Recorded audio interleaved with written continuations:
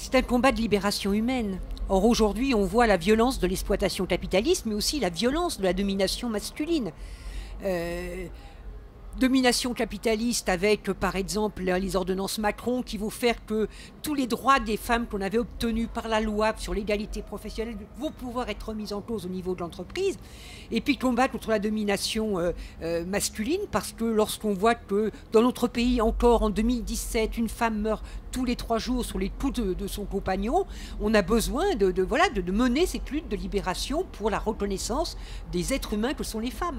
Bien sûr, on a obtenu le droit de vote, on a obtenu le droit d'être éligible, on a obtenu le droit à l'égalité professionnelle, le droit de pouvoir travailler sans autorisation de son mari, tout cela, le droit à l'IVG.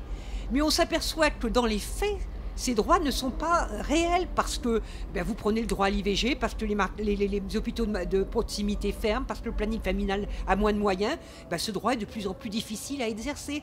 Vous prenez par exemple le droit de vote et le droit d'être éligible. Nous sommes encore en 2017 en France avec une Assemblée nationale qui n'est pas paritaire.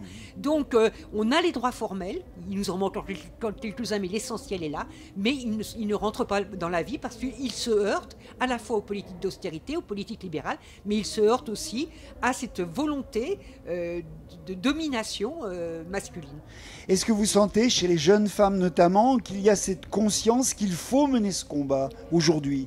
Je pense que face aux pressions qu'elles subissent, parce que je trouve que de nouveau, il y a beaucoup de pressions faites sur les jeunes filles, je sens que de nouveau, les jeunes filles sont prêtes à se mobiliser pour se libérer justement de cette domination.